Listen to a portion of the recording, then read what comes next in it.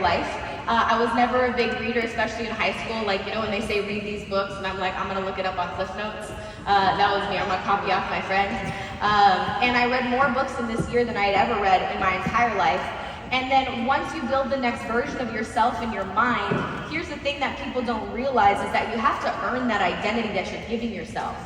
And that identity is earned through the actions and the decisions that you make. And so the first thing that had to change for me and for us was our perspective.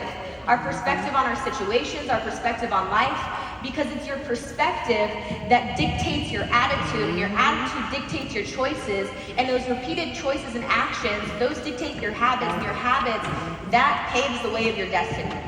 The habits that you carry today will determine your future.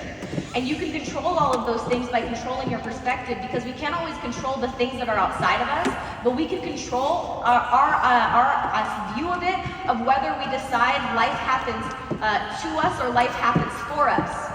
And so this situation, I said, okay, God, you want me to go through this, but why? There has to be a reason and a meaning behind it, and that I'm never going to find that reason until we overcome it. And so affirmation without discipline is the beginning of delusion. And so if you're saying you are something, but your actions are not congruent with that thing that you're telling yourself, you're just being delusional at that point.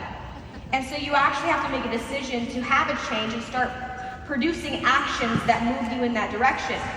And winning was another great distraction for us. When you're winning and you're walking across stage, it's a lot harder to feel sorry for yourself.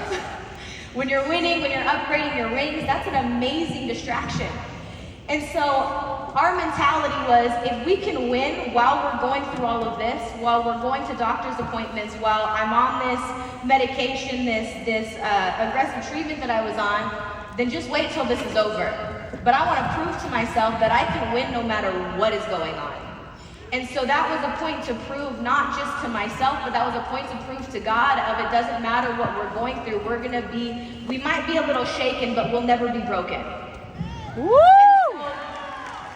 The one thing that you have that's completely free, but I promise you will be the biggest return in your life, is going to be a good attitude.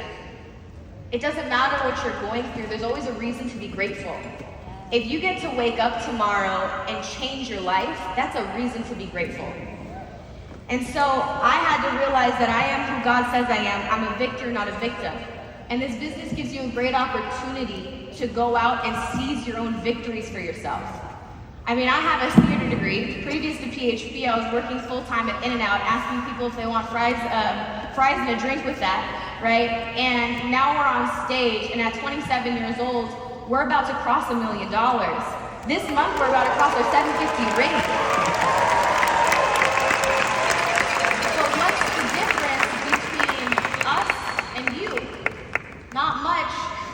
I mean, being 21 years old and coming into this business, trying to convince people that were like 3 times my age, trust me with your money, you know, is a lot of you guys probably have a lot more credibility than I did, so there's no excuse not to win here. And so we just sold into that mentality of, it doesn't matter, we're gonna keep going. And I commend my husband for being such a great support in that moment, because while I was feeling sorry for myself, instead of him saying it's gonna be okay, you need to process this, he said, get up. This is not who you are. This isn't the woman that I married. And get up and let's start moving. And then he realized who I was. He didn't see the circumstances that we were going through. Not to say that things weren't easy for him either. But this year in 2023, we hit SVP in March, and we made the decision that we said, you know what?